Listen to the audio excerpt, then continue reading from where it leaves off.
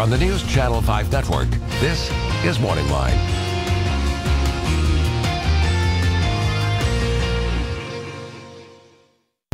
Good morning, everyone. Thanks for joining us on MorningLine. Nick Barris here on a Tuesday. We have a good show on tap for you, and I invite you, and many of you I know have strong opinions on this issue, to join in the conversation today. You know, yesterday we did Open Phones Monday. That's going to be our new thing. Open Phones will be on Monday instead of Thursday from now on, and an awful lot of you called in. And one reason we did that is to try to pick up on news of the weekend. A lot of things happened there, and certainly this past weekend the big story was what happened in Charlottesville, the rallies, the question about whether or not monuments should be removed, and all of that debate and how it plays out. And a lot of you had comments yesterday. I want to get more into that today because there have been more developments just within the past 24 hours. And we're going to talk about it with our guest who I think in some ways would say that he was appalled to see what happened at his alma mater there at University of Virginia in Charlottesville. Jefferson's University, and Professor John Weil over at MTSU wrote this article, which is going to show up in the Tennessee in the next day or two, but it's on their website, and what Thomas Jefferson would say about Charlottesville, Professor. And I read this, and it's a good read. It's a quick read, but I would venture to guess Thomas Jefferson, who founded UVA, would be appalled. I feel confident that he would. I must say that the legacy that I presented is the more enlightened legacy of Jefferson. He was a slave owner. He was part of that culture. He had prejudices against African Americans, and yet, you know, probably the greatest articulation of what I would call the American creed is a statement that all men are created equal, you know, that we're equally endowed with rights. And you know, one of the reasons that Mr. Jefferson, as I have to call him, founded the university was his idea that, you know, reason should prevail over passion, and that through reason we could ascertain, you know, certain fundamental maxims that would be the maxims of a free society. And so I'm sure he would have been heartbroken if he could have watched this. Particularly, you know, the killing fortunately was not on campus, but the first rally by the alt-right groups at night, sort of this torchlight thing, was around a statue of Mr. Jefferson, which is right in front of the rotunda, which, you know, I don't know how many people have seen it, but it's one of the wonders of architecture. You know, Jefferson was very influenced by an Italian architect, and he embodied this. The rotunda is such that it's almost a round circle within a, you know, within this little. I've not seen it. It's a beauty. In fact, when I was there in 1976, they were restoring it for the bicentennial of the Declaration, and just the last 3 or 4 years they had to have another restoration because some of the plaster was starting to fall and whatever. So it's been, you know, lovingly restored again, and it's just, and it heads up it's at the end of what's known as the lawn. Mr. Jefferson intended for what he called an academical village, where students, you have these rows of student houses, and then they were punctuated by these larger homes where the faculty would live, and that was, you know, it's famous. The lawn. It is. That I've heard of, sure, and I've seen. Right. Well, okay.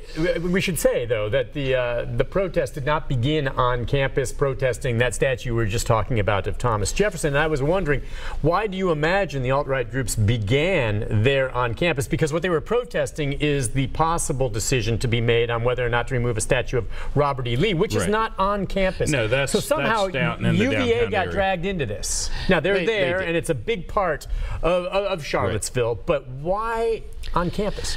Well, probably in part to claim the legacy of Mr. Jefferson. And again, the legacy is ambiguous. You know, here's a slaveholder who actually worked early in his life to put a provision in the state constitution that would have eliminated slavery, but toward the end of his life, he sort of gave up on that issue, and you know, is believed to have had, you know, a slave mistress. And so there's a very ambiguous label there, which, you know, you can go on either side. But what he said in an official document is that all men are created equal. Self-evident truth that all men are created equal, entitled to life, liberty, and the pursuit of happiness. Yes. Now, just in terms of, and we'll talk about how Jefferson's theme through this and what he believed in, especially later in life, but just within the past 24 hours, the rallies continue around the country. I think it was in Raleigh-Durham where there was a Confederate statue that I think was knocked over last night as well, and others here in Nashville. You know what's interesting is the American Revolution. Yeah.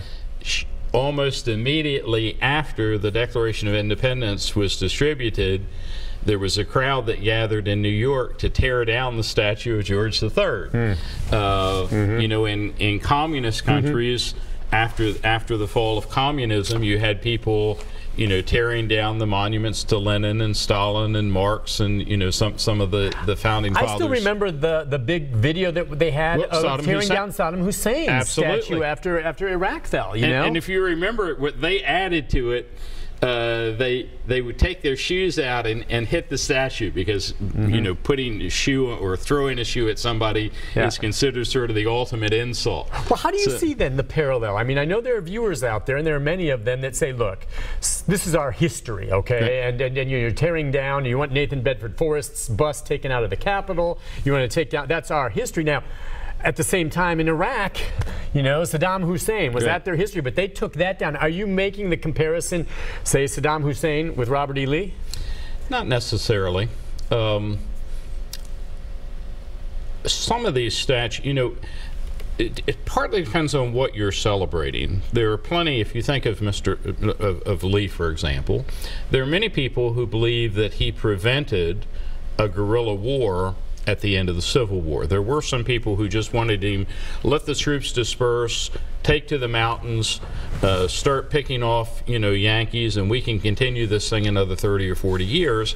And there's general consensus that he opposed that he worked for unity afterwards. So, you know, if that's the Lee you're celebrating, he's a hero. If you're celebrating the Lee who was a slaveholder and who was more willing to fight for the perpetuation of slavery than he was for human freedom, then that's probably not a Lee that most of us would admire. And you know, most historical characters are like this. You know, they have, you know, they have good and bad, and you know, we wouldn't want to tear down every monument that we have in the United States. In fact, I wrote an editorial a year or two ago saying that if we started to take away the statue of every flawed individual or the names of every flawed individual, everything would be called Jesus Street because there's only one person who was perfect.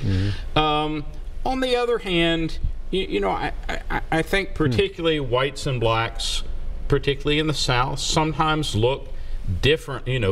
To a white, they see, well, Confederate troops, they were defending what they believed in, and maybe we don't believe in it anymore, but they were, they were fighting for a cause. And others say, well, but the cause was, was a corrupt cause. It was a cause that was antithetical to the Declaration of Independence. And so nuance when you have a demonstration, particularly, and I don't think the violence was equal on both sides, but I think there were people on both sides who were not appealing to the better angels of the nature of the people that they were confronting. And you'd look at a sign that says, they're saying that about me. I mean, on both sides, and it's not surprising that it's escalated.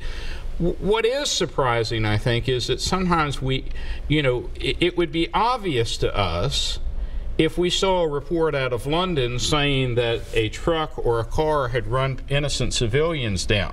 We would immediately say that's an act of terrorism, and yet when it happens within our own cities, we say, well, that must have had a rotten childhood, or, we come up with sort of excuses for it.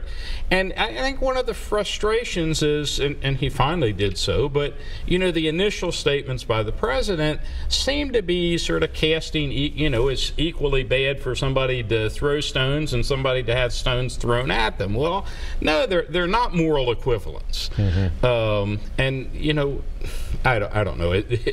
It's a very, for me, I was almost crying as I watched this and thought of the halcyon days that I had spent at the University of Virginia, and knowing that there are a lot of people of goodwill there and in that university and in the town.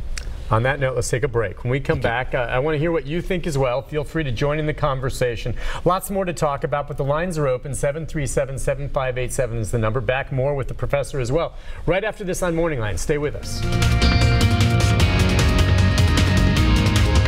It's